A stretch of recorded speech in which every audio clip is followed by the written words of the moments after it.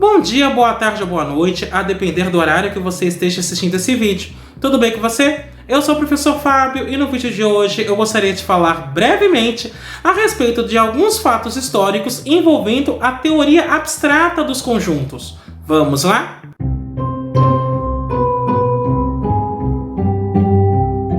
Antes de mais nada, eu gostaria que você já fizesse o famoso cocô, que é o curtir, ou seja, deixa o seu like, aproveita e faz isso agora que você já não esquece. Comenta, ou seja, utilize a área dos comentários para continuar dialogando comigo, apresentando suas dúvidas, ou mesmo apresentando alguma sugestão de outro assunto que você gostaria que fosse abordado neste canal. E, caso você goste desse vídeo, compartilhe com seus amigos, compartilhe com seus contatos, compartilhe com aquele seu amigo que tenha curiosidade a respeito da parte histórica da matemática. Além disso, vou pedir para você clicar no sininho, se inscrever e ativar as notificações. Desta forma, toda vez que sair um vídeo novo por aqui, você será avisado. O objetivo desse vídeo em particular é pontuar brevemente quais são os principais fatos históricos por trás da teoria dos conjuntos. Só que aqui eu já tenho que fazer uma diferenciação logo de cara. A teoria dos conjuntos que eu vou abordar é a teoria dos conjuntos abstrata. Seria uma teoria descritiva dos conjuntos, como nós chamamos atualmente. Ela não está relacionada à ideia dos diagramas de Venn, de união, interseção, que aquilo é álgebra dos conjuntos. Então, isso é necessário diferenciar nesse primeiro momento. No segundo momento, como essa teoria é bastante recente, muitos dos conceitos que serão ditos por aqui são abordados da mesma forma até hoje.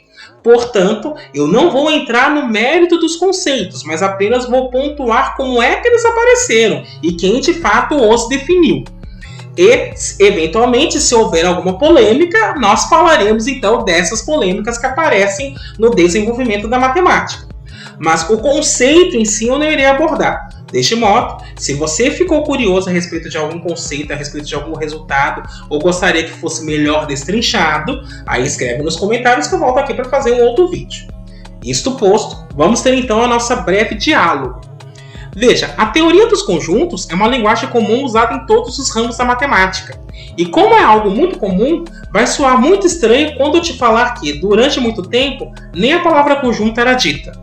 Na realidade, ninguém usava conjunto para designar conjunto de pontos. Perceba que é tão esquisito não usar conjunto para designar um agrupamento de elementos que tem uma propriedade em comum, que fica estranho falar, nossa, mas ninguém usava conjunto? E a resposta é não, para nada, o termo não existia. Na realidade, essa teoria surge há cerca de 150 anos. Nós estamos aqui no século XXI, aproximadamente em 2021, então essa teoria vai surgir pelos idos de 1800 e alguma coisa. Para pontuar com mais exatidão, em 1854, Riemann preparou uma aula sobre séries trigonométricas. Naquela ocasião, Riemann, na realidade, estava para ser contratado como professor, e um dos pré-requisitos para que você contratasse um professor na Universidade de Göttingen, uma universidade alemã, era que ele ministrasse uma aula. Só que, diferentemente dos concursos públicos brasileiros, o que Riemann tinha que fazer é o seguinte: ele pegava 3 tópicos, propunha esses 3 tópicos, então, para a universidade, e a universidade decidia qual dos 3 seria o objeto da aula dele. Bem, nessa ideia de você construir os 3 tópicos, um deles era sobre séries trigonométricas. Na aula, ele iria abordar a unicidade da série, mas aí ele não usou porque Gauss preferiu a aula sobre o tópico geométrico. E o texto dessa aula, então, foi publicado póstumamente após a morte de Riemann em 1867.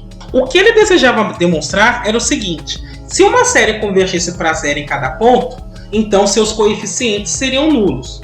E se duas séries representam a mesma função, então o que acontece com a diferença delas? Deveria convergir para zero em todos os pontos. Logo, essas duas representações seriam a mesma representação.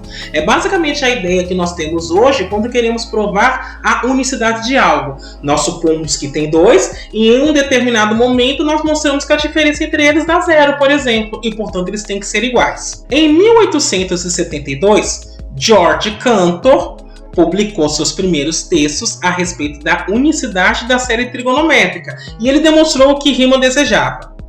Em seguida, ele tentou determinar os coeficientes de uma série trigonométrica para uma função quadrática qualquer. Então, no primeiro momento, Cantor foi lá e provou a unicidade da série trigonométrica, ou seja, a função só poderia ser representada por uma única série trigonométrica. Num segundo momento, ele pensou, bom, então como é que seriam as séries trigonométricas das mais variadas funções? Uma das funções que ele considerou foi a função quadrática. Neste momento, ele caiu neste problema que ele havia demonstrado, ou seja, o problema da unicidade da série trigonométrica. E aí, para buscar esses coeficientes, já que ele sabia que a série seria única, ele reparou que o resultado de Riemann poderia ser enfraquecido. Enfraquecido no sentido de que não seria necessário observar a convergência para zero em todos os pontos. O que leva à seguinte pergunta: se eu não preciso observar a convergência para zero em todos os pontos, quais pontos eu posso deixar de fora? E o conjunto que eu tenho que verificar é um conjunto finito ou infinito? Cantor percebeu que, talvez, devesse fazer uma indução partindo então de pontos de acumulação. Pontos de acumulação são pontos que, num determinado conjunto, ele está tão próximo dos outros que, se você retirá-lo, você não altera, por exemplo, o traçado do gráfico de uma função. Uma função não vira negativo para positivo, por exemplo, porque você tirou um ponto de acumulação. São pontos que, em teoria, usando uma linguagem muito grosseira, não fazem tanta falta assim quando você está estudando o comportamento global. Só que, ao estudar pontos de acumulação, ele achou esse estudo muito mais interessante do que o estudo das séries trigonométricas. Então, deste modo, ele se voltou para a topologia, que já estava criada naquela época. Continuando seus estudos, ele começou a analisar conjuntos derivados do conjunto de pontos de acumulação. Foi nesse momento que a pergunta sobre a quantidade de elementos de um determinado conjunto apareceu. Até então ele estava se perguntando quais pontos poderiam ser jogados. Quando ele começa a estudar pontos de acumulação, ele começa a analisar cada vez mais conjuntos e aí ele se pergunta: quantos elementos tem um determinado conjunto? Uma coisa que deve se destacar é que Cantor não era analista. Porém, ele observou que seu estudo sobre conjuntos levava a uma conclusão no mínimo interessante: a existência dos números transcendentais, que até então você sabia que eles existiam no seguinte sentido: eles apareciam. Mas como é que eu garanto a existência deste número? Foi Cantor que começou a observar então este fato ao estudar pontos de acumulação. Para isso, ele mostrou o seguinte: o conjunto dos números algébricos, ou seja, os números que seriam advindos como soluções de equação e no máximo chegaria aos racionais, era enumerável. Só que o conjunto dos números reais não era enumerável. O que é ser enumerável? Significa que eu consigo fazer uma bijeção entre um conjunto e o conjunto dos números naturais. Isso é dizer que é enumerável, no sentido de dizer este é o primeiro termo, este é o segundo, este é o terceiro e assim por diante. Você consegue ordenar os elementos de um conjunto. Só que, para embasar essa demonstração, ele iria definir o conceito de cardinalidade. E perceba, quando você conclui que o conjunto dos números reais não é enumerável, você está dizendo que o conjunto dos números reais é maior, em certa medida, que o conjunto dos racionais. Portanto, ele teria mais gente além dos racionais e, portanto, os transcendentais estariam ali. Os pensamentos abstratos de Cantor fazem parte daquilo que chamamos atualmente de teoria descritiva do conjunto. E essa teoria nascente levou a um outro questionamento. Bom, se a reta tem infinitos pontos, tem muito mais pontos racionais, portanto eu posso fugir da teoria euclidiana. Bem, nós podemos dizer que a reta então é um contínuo, no sentido de continuidade mesmo, como conhecemos hoje.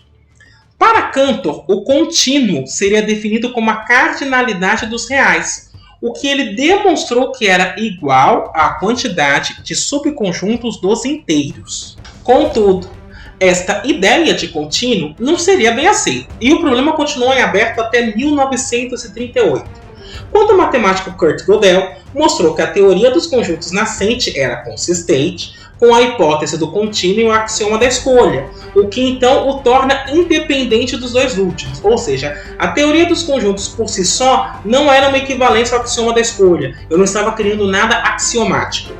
A questão seria encerrada em definitiva em 1963, quando o matemático Paul Cohen mostrou que o axioma da escolha e a hipótese do contínuo são independentes de outros axiomas da teoria dos conjuntos. Ou seja, a teoria abstrata dos conjuntos, no fundo, não é nada axiomática. Eu não estaria fazendo uma equivalência a axiomas. Alguns matemáticos acreditaram que a teoria dos conjuntos seria uma invasão não desejada da filosofia na matemática. Um dos defensores dessa ideia era o matemático Leopold Kronecker, que, por coincidência, era professor de Cantor. Kronecker admitia somente a existência de números inteiros positivos como algo natural. Inclusive, é daí que vem a ideia do número natural. Então, para Kronecker, a única coisa que de fato podia ser natural são os números inteiros positivos. E, portanto, como ele imaginava que isso era uma espécie de criação divina, esse conjunto podia ser infinito. O restante é a construção humana. Portanto, em sendo construção humana, todos os demais conjuntos deveriam ser finitos em alguma medida. Você podia ter conjuntos imensos, mas em algum momento eles acabam. Assim, Cantor passou a acreditar que Kronecker estava fazendo uma sabotagem e, por isso, a publicação do primeiro artigo a respeito de números cardinais escrito por ele não havia acontecido. Então, o que acontece aqui é o seguinte: Cantor era aluno de Kronecker. Cantor escreveu um artigo falando a respeito dos números cardinais. Portanto, ele estava falando a respeito do infinito, enfim, dos números transcendentais. Esse artigo não saía. Ele passou a desconfiar que Kronecker estivesse sabotando o trabalho dele. O fato é que a animosidade entre Cantor e Kronecker só é conhecido pelos relatos de Cantor, o que torna a história menos confiável. É basicamente a história de Dom Casmurro, quando as pessoas começam a se perguntar se Capitu traiu Bentinho, e aí há aquela dúvida na narrativa porque a história é toda contada do ponto de vista do Bentinho. É a mesma coisa aqui. Essa animosidade entre Cantor e Kronecker só é conhecida a partir do olhar de Cantor. Cantor, isso também é registrado, ele tinha alguns transtornos psicológicos e quadros de depressão. Então, talvez houvesse uma leitura enviesada dos fatos, mas é um talvez, não dá para confirmar isso. Apesar dessas resistências, a partir de 1892, a teoria dos conjuntos passou a receber suporte de vários matemáticos. Para finalizar nossa conversa, é necessário destacar algo que é inerente à teoria dos conjuntos, que nós chamamos de axioma da escolha. Então, a teoria dos conjuntos de Cantor permitiu uma liberdade notável em sua construção através da conjectura da existência de novos conjuntos. Ao que tudo indica, o termo conjunto foi adotado por Cantor em 1872, após ler um ensaio de Dedekind, mas só seria registrado em um texto de 1887. Então, neste texto, Cantor registra o conceito de conjunto, tal qual o conhecemos. Ainda, Cantor registra as noções de conjunto vazio e subconjunto próprio, bem como identificou quantos subconjuntos existem dentro de um conjunto finito, que é aquela fórmula de 2 elevado a n, onde n é o número de elementos do conjunto. Evidentemente, essa liberdade toda de você criar o que você bem entender levaria a alguns paradoxos. Um dos paradoxos envolve a existência de um conjunto, no sentido de que, em uma demonstração qualquer, nós iniciamos com seja x um conjunto. Inclusive, isso é utilizado nas demonstrações modernas. E aí, qual é o paradoxo? Veja, você cria a ideia de conjunto, e aí, quando você começa a demonstração com seja x um conjunto, por exemplo, seja x um subconjunto dos reais. Quem me falou que de fato isso existe? O que eu entendo por subconjunto dos reais pode ser qualquer um? Como é que eu tenho certeza que esse subconjunto de fato vai atender àquilo que eu estou esperando? Então, na prática, eu estou pegando um ente abstrato. Ou seja, eu estou falando que existe, não estou falando quem é. E como é que de fato eu lido com essas coisas? Você pode pegar algo só por dizer que existe? Por que eu não poderia falar então seja x um conjunto de unicórnios? Estou falando que existe?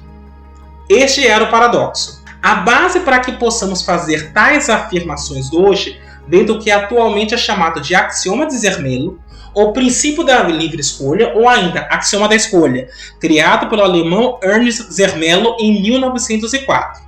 O axioma da escolha, em particular, garante a existência de qualquer conjunto.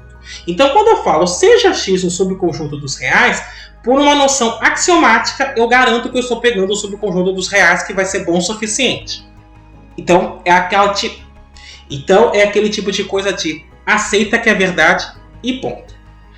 Desta forma, então, só para reforçar, Este axioma garante que nós podemos pegar objetos matemáticos sem descrevê-los explicitamente. Contudo, o que eu queria chamar a atenção é que, estando em 2021, não faz nem 150 anos que nós começamos a demonstração com seja X um conjunto. O que leva à seguinte pergunta: e como é que as pessoas faziam antes então? Elas descreviam procedimentos a partir de exemplos. Então, quando você vai resolver uma equação, por exemplo, para dar uma técnica geral, você fazia uma técnica geral, mas era tudo a partir do concreto. Você tinha que especificar qual ente você está pegando em detalhes. O seja X um conjunto estou pegando qualquer um, desde que atenda o que eu quero. Então, por isso que é um passo notável, principalmente na forma de pensar matemática. Bem, era isso que eu gostaria de discutir com você hoje. Espero que tenha sido bastante proveitoso. Eu me despeço por aqui. Até o próximo vídeo.